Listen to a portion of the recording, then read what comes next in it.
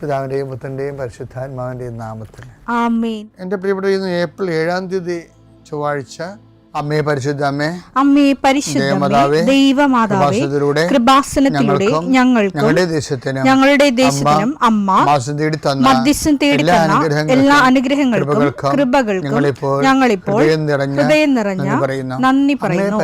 അമ്മേ പരിശുദ്ധമേ, ദൈവമാതാവേ, 2004 ഡിസംബർ 7 ഉച്ചകഴിഞ്ഞ് 2:30 കൃപാസനത്തിൽ സംഭവിച്ച അമ്മയുടെ പ്രത്യക്ഷപ്പെടലിനെ കുറിച്ച് തിരുസഭയ്ക്ക് സമർപ്പിച്ചിരിക്കുന്ന പഠനരേഖകളുടെ മേൽ സഭാത്മകമായ പഠനം ആരംഭിക്കുവാൻ ഞങ്ങൾ പ്രാർത്ഥിക്കുന്നു. അമ്മേ പരിശുദ്ധമേ, ഭൂസ്വർലോകങ്ങളുടെ രാജ്ഞിയായ അങ്ങേയ്ക്ക് ഭൗമസംരക്ഷണത്തിനായി പ്രപഞ്ചപ്രകൃതിയെ തന്നെ തിരുസഭ പ്രതിഷ്ഠിക്കുവാൻ ഈ പ്രത്യക്ഷീകരണം വഴി ഇടയാക്കണമേ. പരിശുദ്ധമേ, ജപമാല മാതാവേ, സകല കൃപാസനം പ്രാർത്ഥനയോടും ചേർത്ത് ഞങ്ങളിപ്പോൾ പ്രാർത്ഥിക്കുന്ന ഈ കുടുംബത്തിന്റെ പ്രത്യേക നിയോഗം പറ മക്കളെ.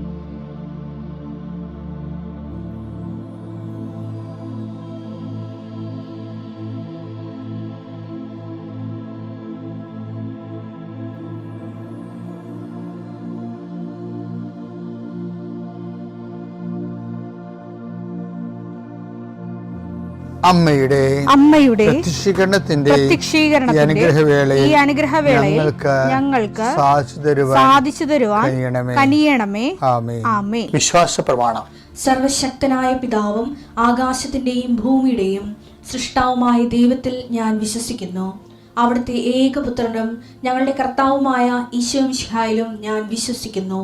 ഈ പുത്രൻ പരിശുദ്ധാത്മാവിനാൽ ഗർഭസ്ഥനായി കന്യകാമറിയത്തിൽ നിന്ന് പിറന്ന് പൊന്തിയോസ് പീലാത്തോസിന്റെ കാലത്ത് പീഡകൾ സഹിച്ച് കുരിശിൽ തറയ്ക്കപ്പെട്ട് മരിച്ച് അടക്കപ്പെട്ട് പാതാളങ്ങളിൽ ഇറങ്ങി മരിച്ചവരുടെ ഇടയിൽ നിന്ന് 3-ാം നാൾ ഉയർത്ത് സ്വർഗത്തിലേക്ക് എഴുന്നള്ളി സർവശക്തിയുള്ള പിതാവായ ദൈവത്തിന്റെ വലതുഭാഗത്തിരിക്കുന്നു.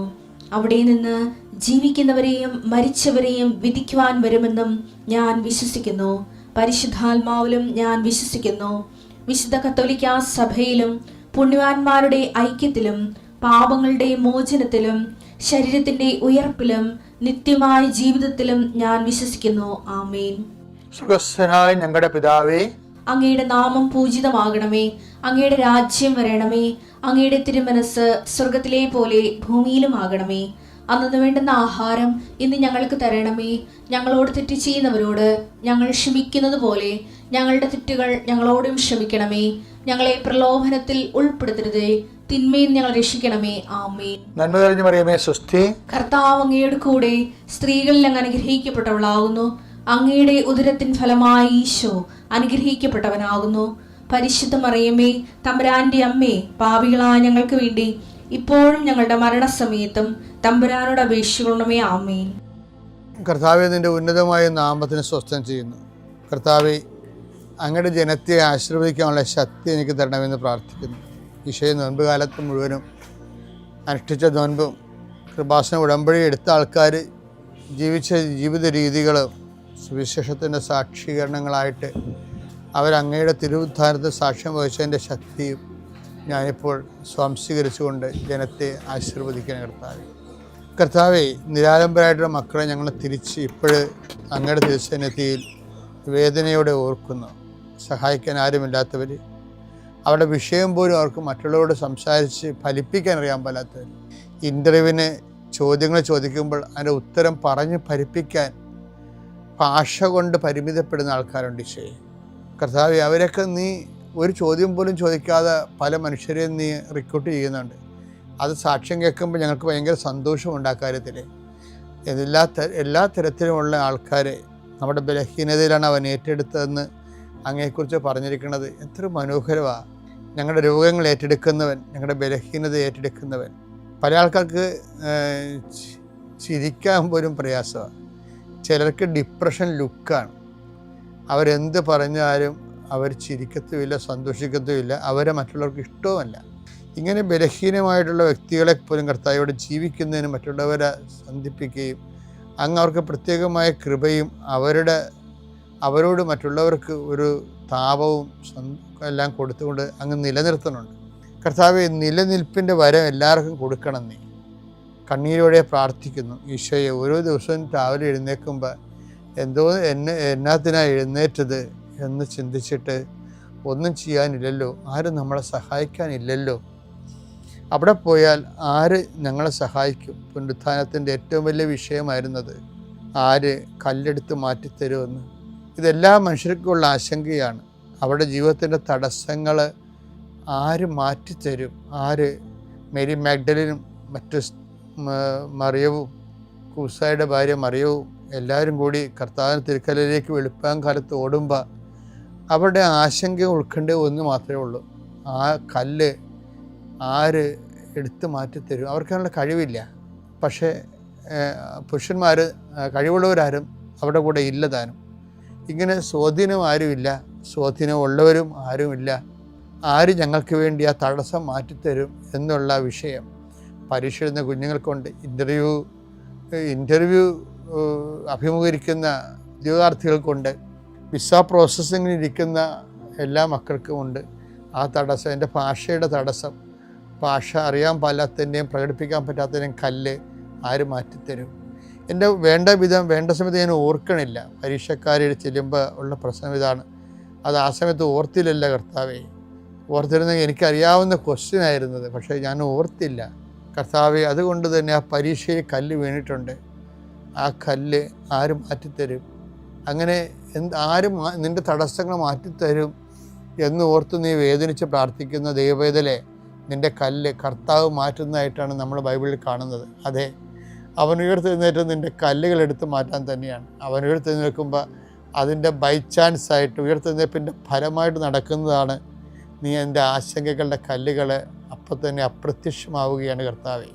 അതുകൊണ്ട് അങ്ങനെ മക്കൾക്ക് വേണ്ടി ഞാൻ പ്രാർത്ഥിക്കുന്നു, കഴിവില്ലാത്തവർക്ക് വേണ്ടി പ്രാർത്ഥിക്കുന്നു. നീ ഉടമ്പടി തന്നപ്പോൾ പറഞ്ഞത് not by merit but by grace എന്നാണ്. അതെന്നുവെച്ചാൽ ഞങ്ങളുടെ കഴിവിൽ ഇനി ആശ്രയിക്കേണ്ട കാര്യമില്ല, ഞങ്ങളുടെ കർത്താവിൻ്റെ കൃപയിൽ ആശ്രയിച്ചാൽ മതി. ഞങ്ങളുടെ കർത്താവ് ഉയർത്തുന്നേറ്റ ഈ വിഷയം, ഈ കാലത്ത് കൃപ അവൻ സൗജന്യ ദാനമായി എല്ലാവരിലേക്കും ഒഴുകുന്ന ഈ സമയത്ത് കർത്താവെ, അങ്ങയുടെ കൃപയ്ക്ക് അവകാശം ഓഹരിയാക്കാൻ ഞാനീ പ്രാർത്ഥിക്കുന്ന മക്കളങ്ങ് പ്രത്യേകമായി ഒരുക്കണമെന്ന് പ്രാർത്ഥിക്കുന്നു. രോഗങ്ങൾ, അതുപോലെ തന്നെ ജീവിത പ്രയാസങ്ങൾ, സാമ്പത്തിക ബാധ്യതകൾ, ജീവിത മാർഗമില്ലാത്ത അവസ്ഥ, വരുമാന മാർഗമില്ലാത്ത അവസ്ഥ, കുടുംബത്തിൽ സമാധാനം നഷ്ടപ്പെട്ട അവസ്ഥ, കുടുംബം ഭാര്യാഭർത്തകമായി പിരിഞ്ഞ അവസ്ഥ, മക്കൾ അകലങ്ങളിൽ അകപ്പെട്ടു പോയ അവസ്ഥ, കർത്താവിൻ്റെ നാമത്തിൽ പുനരുദ്ധാനം ചെയ്ത യേശുവിൻ്റെ നാമത്തിൽ മാറിപ്പോകട്ടെ എന്ന് കൽപ്പിക്കുന്നു.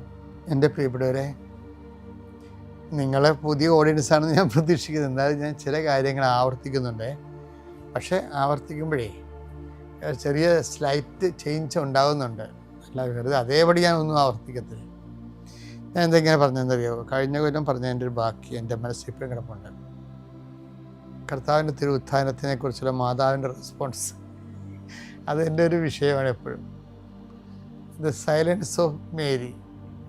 വേറെ കുറേ മറിയം ഒക്കെ കർത്താവിൻ്റെ പുനരുത്ഥാന ദിവസം ഭയങ്കര എനർജറ്റിക് ആയിട്ട് ലൈവായിട്ട് നിൽക്കുന്നുണ്ട്.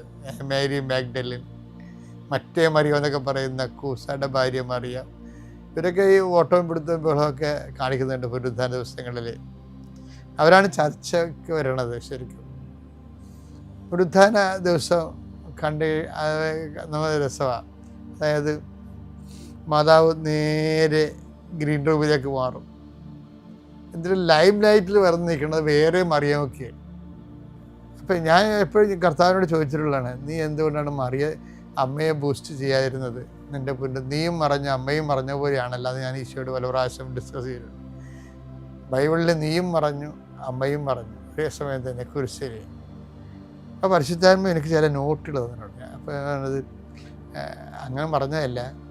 അതായത് മറിയം ആണ് പുനരുത്ഥാനത്തിൻ്റെ പ്രഥമ സാക്ഷി ആര്? പരിശുദ്ധ അമ്മ. പക്ഷേ ഒരു സൈലൻ്റ് വിറ്റ്നസ്സിയാണ്. അറിയാം, ഒരു 2 തരം പുനരുത്ഥാനത്തിൻ്റെ സാക്ഷികളാണുള്ളത്. പുനരുത്ഥാനത്തിന് ശേഷം 2 തരം സാക്ഷികളാണ്. ഒന്ന് സൈലൻ്റ് സാക്ഷി. ചിലർ ഭയങ്കര ലൗഡായിട്ട് സ്പീക്ക് ചെയ്യുന്ന രീതിയിലുള്ള ശബ്ദമുഖരിതമായ സാക്ഷികൾ. നിശബ്ദ സാക്ഷികളുമുണ്ട്, ശബ്ദമുഖരിത സാക്ഷികളുണ്ട്. അപ്പം മാതാവ് ഇതിൻ്റെ അകത്ത് നിശബ്ദ സാക്ഷിയാണ്. എന്ന് വെച്ച് കഴിഞ്ഞാൽ മാതാവിൻ്റെ 3ാമത്തെ ഹൃദയത്തെ സംഗ്രഹിപ്പാണ് ഇപ്പം നടക്കുന്നത്. മാതാവ് വളരെ ഗുരുതരമായ ഗൗരവതരമായ ചില വ്യക്തികളുണ്ടല്ല, എന്തെങ്കിലും മഹാകാര്യങ്ങൾ സംഭവിച്ചാൽ ഒന്നെങ്കിൽ അവർ ഓവർ ടോക്കറ്റീവ് ആവും, അല്ലെങ്കിൽ ചിലർ മിണ്ടടക്കം പാലിക്കും. അതുപോലെ അമ്മ ഈ സമയത്ത് ഒരു മിണ്ടടക്കം പാലിച്ചിരിക്കുക, എന്താണ്, ഹൃദയത്തെ സംഗ്രഹിക്കുക. അമ്മ നേരത്തെ 2 പ്രാവശ്യം ഹൃദയത്തെ സംഗ്രഹിച്ചതായിട്ട് നമ്മൾ കണ്ടതാണ്. അതൊക്കെ ടെമ്പററി ആയിട്ടുള്ള ഒരു താൽക്കാലിക ഹൃദയത്തെ സംഗ്രഹിപ്പാണ്. ഇപ്പം അമ്മ ഒരു നീണ്ട ഹൃദയത്തെ സംഗ്രഹിപ്പിലേക്ക് നീങ്ങുകയാണ് ഇപ്പം. എന്ന് വെച്ച് കഴിഞ്ഞാൽ അമ്മയോടാണല്ലോ എല്ലാം പറഞ്ഞത് ഈശോ. മാലാഖ് പറഞ്ഞതും ഈശോ പറഞ്ഞതും അമ്മയോട് പറഞ്ഞതിൻ്റെ ഇതെല്ലാം പുനരുദ്ധാനത്തിൻ്റെ കണ്ടൻറ്റ് വെച്ചാണ് പറഞ്ഞിരിക്കുന്നത്. അപ്പം അമ്മയോടായതുകൊണ്ട് അമ്മ പരിശുദ്ധാത്മാവാണ് നിറഞ്ഞ്, മറിയം പരിശുദ്ധാത്മാവാണ് നിറഞ്ഞ ആളായതുകൊണ്ട് അത് വളരെ മിനിമം പറഞ്ഞാൽ മതി. നമ്മളോട് ഈ മാക്സിമം പറയണം. നമുക്ക് പരിശുദ്ധാത്മാവിൻ്റെ നിറവ് കുറവായത് കാരണം കുറേ പറഞ്ഞാലാണ് നമുക്ക് പകുതി കിട്ടുന്നത്. അമ്മയോട് ജസ്റ്റ് ഒന്ന് പറഞ്ഞാൽ മതി. അമ്മയോട് എന്താ പറഞ്ഞത്? ഒരു ജസ്റ്റ് നോളജേ കൊടുത്തുള്ളൂ. യാക്കോബിൻ്റെ ഗോത്രത്തിൽ അവൻ എന്നേക്കും രാജാവായിരിക്കും, അവൻ്റെ രാജ്യത്തിന് അവസാനം ഉണ്ടാകത്തില്ല, അത്രേ പറഞ്ഞുള്ളൂ. ലൂക്കായുടെ സുവിശേഷം 1:33. യാക്കോബിന്റെ ഭവനത്തിന്മേൽ അവൻ എന്നേക്കും ഭരണം നടത്തും. അവൻ എന്നേക്കും ഭരണം നടത്തും. അവന്റെ രാജ്യത്തിന് അവസാനം ഉണ്ടാകുകയില്ല. പക്ഷെ അമ്മയോട് അത്രയും പറഞ്ഞാൽ മതി. പരിശുദ്ധാത്മാവ് നിറഞ്ഞു നിൽക്കുകയാണ് അറിയാം. കൃപ നിറഞ്ഞവളെ സ്വസ്തി. ഇതെങ്ങനെ സംഭവിക്കും? ഞാൻ പുരുഷനെ അറിയുന്നില്ലല്ലോ എന്ന് പറയുമ്പോൾ അമ്മയോട് പറയും, പരിശുദ്ധാത്മാവ് നിൻ്റെ മേൽ വരുമെന്ന് പറയും. ഈ പരിശുദ്ധാത്മാവ് ഫുൾ സിംഗായിട്ട് വർക്ക് ചെയ്യുന്ന കാരണം അമ്മയോട് ഒരു ഹിൻഡ് കൊടുത്താൽ മതി. ഒരു പ്രാവശ്യം പറഞ്ഞാൽ ഒരു 100 പ്രാവശ്യം പറഞ്ഞ പോലെയുള്ള ഇഫക്റ്റ് വരും. എന്താണ്? അവൻ്റെ രാജ്യത്തിന് അവസാനം ഉണ്ടാകത്തില്ല എന്ന് പറഞ്ഞു. അമ്മ ശരിക്കും പറഞ്ഞാൽ ഈ കുരിശിൻ്റെ ചുവട്ടിൽ നിന്ന് ആ യേശുവിൻ്റെ അമ്മയായ മറിയം കുരിശിൻ്റെ ചുവട്ടിൽ നിന്നിരുന്നു എന്ന് പറഞ്ഞു. പക്ഷെ അവൻ കുരിശിൻ്റെ ചുവട്ടിൽ നിന്നിരുന്ന മേലോട്ട് നോക്കുമ്പോൾ, ഈശോയ്ക്ക് നോക്കുമ്പോൾ, ഈശോയുടെ മുകളിൽ തൂങ്ങിയ ഒരു അയ്യനാറയുണ്ട്. എന്താണത്? യേശു, അതായത് അയ്യൻ, യേശു നസ്രേനി, റക്സ് രാജാവ്, യുദ്ധയൂരും എന്നുവെച്ചാൽ യൂതന്മാരുടെ രാജാവ് നസ്രായനേശി. ഇതിനെക്കുറിച്ച് ഭയങ്കര കശപിശ വന്നതാണ്. ഇവർ ഭയങ്കരമായിട്ട് കുറേ ആൾക്കാർ അതുകൊണ്ട് വയലൻ്റായി, ഇത് വായിച്ച് വയലൻ്റായി. അവർ പിലാത്തോസോട് പറഞ്ഞ് ഇങ്ങനെയൊന്നുമല്ല, ഇത് ഫോഷ്കാണ് എഴുതിയിരിക്കുന്നത്, ഇവൻ പറഞ്ഞു എന്ന് പറയണം. ഇവൻ രാജാവെന്ന് ഞങ്ങൾ അംഗീകരിച്ചിട്ടില്ല, ഇവൻ പറഞ്ഞു ഇവനാണ് യഹൂദന്മാർ രാജാവെന്ന് പറയാം. അപ്പം പിലാത്തോസ് പറഞ്ഞു, നോനോട് വട ഹാവ് റിട്ടൺ ഈസ് റിട്ടൺ. പണ്ടത്തെ പോലെ നിങ്ങൾ അന്ന് ഇത് 2 ദിവസം ഇന്നലെ വൈകുന്നേരം ഭയങ്കര ചർച്ചയായിരുന്നല്ല, അപ്പം പെട്ട് നിൽക്കുകയാണ് യൂദാസ്. കോടിയ വന്ന് പറഞ്ഞൊക്കെ നമ്മൾ കണ്ടില്ലേ. അപ്പം യൂദാസ് പിലാത്തോസ് പറഞ്ഞു കോടിയ I am in helpless situation. ഇവന്മാരെങ്ങാനും പോയി സീസറിനോട് എനിക്കെതിരെ സംസാരിച്ചാൽ ഞാൻ കസേരന്ന് മാറേണ്ടി വരും, നിസ്സഹായാണ് ഞാൻ, നമ്മൾ 2 വഴിയിലായി പോകുമെന്ന് പറയും. സങ്കടപ്പെട്ട് ക്ലോഡിയ പോകും. പക്ഷെ ഇയാൾക്ക് തട്ട് കിട്ടിയിരിക്കുകയാണ്. അയാൾക്ക് അറിയാൻ തെറ്റാണ്. കൈ കഴുകിയാലും ആ കറ അദ്ദേഹത്തിന് ഹൃദയത്തിൽ പോകാതിരിക്കുന്ന കാരണം പിന്നെ ഇവർ വന്ന് അങ്ങനെയല്ല ഇങ്ങനെയാണെന്നൊക്കെ പറഞ്ഞപ്പോൾ പോയി പണി നോക്കണമെന്ന് പറഞ്ഞു. അവിടെ അതിനെ കയ്യപ്പോൾ അതിനെ ജനക്കൂട്ടത്തിൽ വന്ന് പിലാത്തോസ് സ്വന്തം നിറം കാണിച്ച് പോയി പണി നോക്കണമെന്ന്.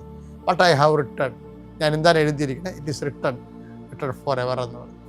എന്നൊക്കെ അതൊന്നും മാറ്റാൻ പറ്റത്തില്ല. എന്താണ്, അവൻ രാജാവാണെന്ന്. അപ്പം അമ്മ ഇത് നോക്കുന്നുണ്ട് മുകളിലോട്ട്. ആരും വായിക്കാത്ത വായന അമ്മ വായിച്ചു കൂട്ടുന്നുണ്ട്. എന്താണ്, തന്നോട് പറഞ്ഞ കാര്യമാണിത്. യാക്കോബിൻ്റെ ഗോത്രത്തിൽ അവൻ എന്നേക്കും രാജാവായിരിക്കും. അവൻ്റെ രാജ്യത്തിന് അവസാനമുണ്ടാകാത്തത്, അവസാനമില്ലാത്ത ഒരു രാജ്യത്തിലേക്ക് തൻ്റെ മകൻ കയറിപ്പോണത് അമ്മയാണ് ആദ്യം കാണുന്നത് കുരിശിൻ്റെ ചുവട്ടിൽ. അന്ന് മുതൽ അമ്മ ഹൃദയത്തിൽ സംഗ്രഹിക്കാൻ തുടങ്ങിയതാണ്. അതാണ് അമ്മയുടെ മൂന്നാമത്തെ ഹൃദയ സംഗ്രഹം എന്ന് പറയുന്നത്.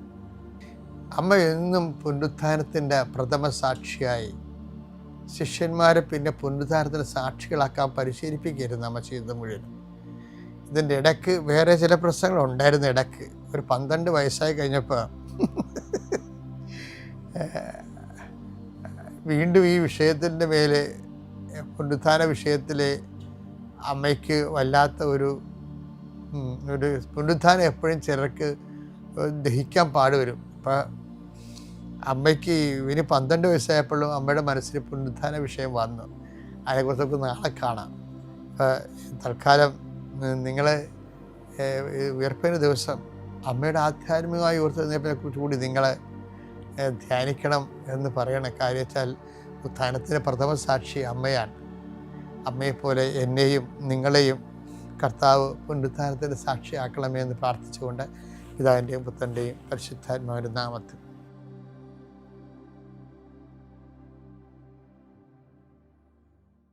അത്യപൂർവ ദൈവാനുഭവങ്ങൾ ഇനി നിങ്ങൾക്കും സ്വന്തം. ഈ യൂട്യൂബ് ചാനൽ ഇതുവരെ സബ്സ്ക്രൈബ് ചെയ്തിട്ടില്ലെങ്കിൽ ഇപ്പോൾ തന്നെ സബ്സ്ക്രൈബ് ചെയ്യുക. ഈ വീഡിയോ ഇപ്പോൾ തന്നെ നിങ്ങളുടെ സുഹൃത്തുക്കൾക്ക് ഷെയർ ചെയ്തുകൊണ്ട് കർത്താവിൻ്റെ പ്രേക്ഷിതരാകുക.